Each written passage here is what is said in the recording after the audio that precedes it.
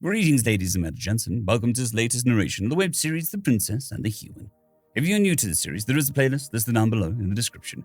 And as always, I hope that you enjoy. Chapter 28, Dismantling. A blood-curdling hell tore Liza out of his nap.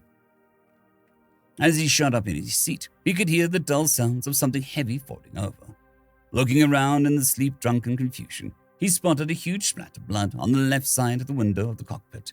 For, first once knows how long, he just was sitting there, blankly staring at the bright orange stain. He didn't understand what was going on. Was someone injured? But that was so much blood. Was this an attack? But by whom? Should he fly off? It was only after he saw movement outside that he managed to pull himself together. Crouching down and pressing himself against the casing, he made sure that someone looking in wouldn't see him. And then he confirmed that the cockpit was locked and couldn't be opened from the outside. After a few moments, voices became audible. They didn't sound rushed or in any form stressed. On the contrary, he waited a bit longer, but still, nothing seemed to happen. So he slowly raised his head. Through a still clean spot in the window, he could see Lady Nadine next to the shuttle's passenger door.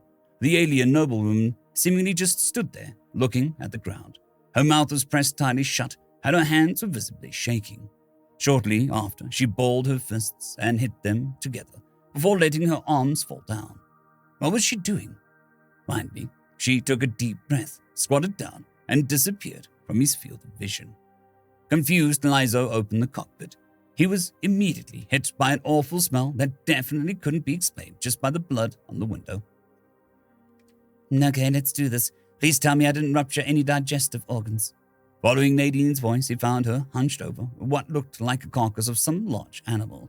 Judging by the gigantic wound on its side, the blood probably came from it. And that stench's origin then was the creature's organ spitting out from it. Taking another deep breath, the alien noblewoman pushed her fingers into the wound and, with seemingly no effort, tore the entire inside of the beast open.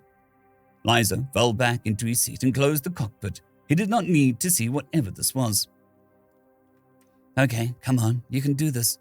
Though apparently he had to hear it. Nothing with feces in it that has burst. So far, so good. Let's see. Some shuffling noises, followed by what sounded like a lot of wet things hitting the ground. Huh, that's actually somewhat worked. Ah, shoot. That's not a stomach, is it? Do you need help, milady? One of the guards asked, with a suppressed gagging noise. Actually, yes. Can you shoot this part? Maybe that'll cauterize it. Gunshot. Huh. Well, good enough. Wait. Is this even going to fit in the freezer? I'm afraid not, milady. Shit. Okay. Maybe without the legs? 6 times, the sound of something snapping, followed by a tearing noise. Are you done yet? Can I look? He heard from the prince. 1 sec. Damn it. Okay, Rinkus, hold the lid open. I'll try and squash the middle. A loud crunch, followed by the sound of someone vomiting.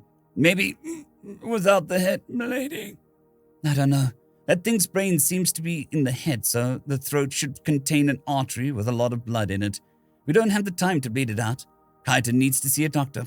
Okay, different plan. I'll just take out some pieces that look good, and the rest we'll leave here. You go, get Kaiten, okay? Where's the knife? Why didn't she use the knife from the start? Well, at least this time, he didn't have to listen to the ripping sounds. What he instead heard shortly after was a knock on the window. Morning, sleepyhead, Nadine said when he opened, whatever that was supposed to mean. Can you make everything ready? We need to get back. As you wish, milady, Izo answered, deciding the best course of action was to simply not comment on what was happening around him. He was simply glad that the passenger space was separated from him at least. So he at least wouldn't need to smell blood the entire fight. He fired up the engines, checked the instruments, and... Uh-oh, Nadine's head once again appeared next to him. That's not something you want to hear your pilot say. What's wrong? Give me a moment, my lady. Liza exited the cockpit. To the right, walked to the back of the shuttle and crouched down, only to realize that by now the entire ground was covered in animal blood. Screw it. This is more important. Ignoring the gross wetness he felt on his back, Liza slid under the shuttle and opened the casing. Everything looked fine, nothing to even indicate a leak, but how else? Hurting. Blood dripped from his back as he stood up again and faced Nadine. Lady, I'm afraid that we have a problem. I noticed. What's wrong? We need to get back quickly. Yeah, well, that will be difficult, my lady. You see, it seems like someone borrowed the shuttle without authorization and without recording it. In other words, the shuttle was marked as having a full tank, even though it didn't have one. What? One of the guards shouted. Are you serious? You took 2 of the most high-priority people on the planet on a flight without checking the fuel? As I said, it was marked as fueled. Though that is not an excuse, I agree that I should have checked it myself. I am deeply sorry, my lady. Nadine sighed. We can talk about blame later. For now, it is what it is. What's the fastest way to get back now? Well, we can call the palace. The new shuttle will take about as much time as it took us. The same goes for calling a tanker. How much do we have left? Is there a fueling station in reach? I doubt it. We're too far away from the city. Maybe if there was a noble residence somewhere, if we're lucky. One moment. He went back to the cockpit and checked the navigation system. North of here is a small village. It is unlikely they will find fuel there, but we should have enough to reach it. She nodded. Better than nothing. Then let's get going.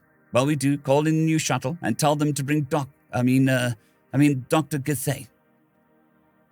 It stinks, Kyton noted. He had tried his best to keep quiet, but the blood covering Nadine, the guards, and a good portion of the passenger space really started to reek like a dead animal. He was glad that he didn't get any of the stuff on him. The smell reminded him of the last solar cycle when he had found one of the Orcs in the stable dead. Once again, wondered how Nadine planned to eat something that smelled so gross. Yes, this day certainly didn't go as planned, Nadine answered, sounding tired. How is that village called again? He asked, mainly to distract himself from the stench. Looking out the window, he could already see it. It was really small, maybe 100 houses or so. I think Lizo called it Valrig or something like that. Let's hope that they have some sort of express shuttle in the palace so that we don't have to wait too long.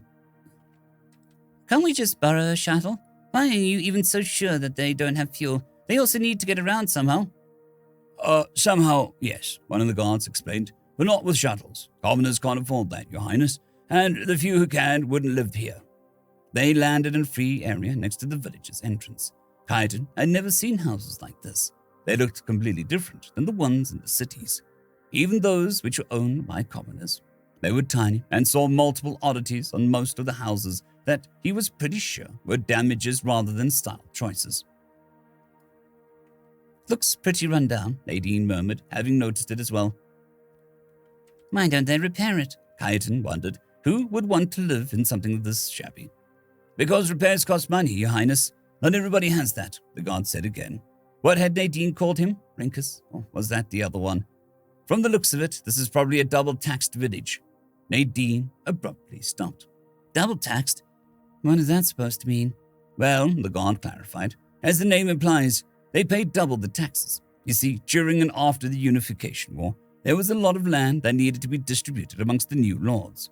Back then, King Chiron was pressed for time, and he had to organize a new kingdom. Because of that, the distribution ended up being a bit sloppy. To this day, it sometimes happens that a noble reevaluates his fiefdom and notices some errors, causing the borders to move a bit. In some cases, that means the border now runs right through a town, and since the town now belongs to 2 fiefdoms, both lords have a right to tax the inhabitants. How the hell does that make any sense? Why would anyone want to live somewhere like that? Kyton added to Nadine's outcry. They don't, which is why they move away. At least those who can afford it, but not everybody can. Due to that, the town bleeds its middle-class citizens, leaving the poorer ones behind, who then have it even harder. Why do you even know all of that? Aren't you a god? Why are you educated in politics? I'm not, Your Highness. I happen to know this because my hometown was the same, though we were somewhat lucky. Most of the richer people lived in the same area. Once everyone from there was gone, we demolished their old homes, so the town no longer crossed the border. That is bullshit, Nadine pointed out. Why are there no safety nets for that? She took a deep breath. Well, it'll still take a few hours, Invis, till our new shuttle arrives. So let's hope they still have a doctor. After that, we should look for somewhere to clean ourselves and grab something to eat. Right after everything, Kyton had almost forgotten his hunger, although the slight stinging in his abdomen didn't really feel like hunger. As he rubbed his hand over his belly, he could feel something wet and sticky. Oh, Oh, look, my first melting, he proudly proclaimed as he raised his hands. Then he realized that the stuff sticking to his hand wasn't his melted shell. It was blood. End of chapter.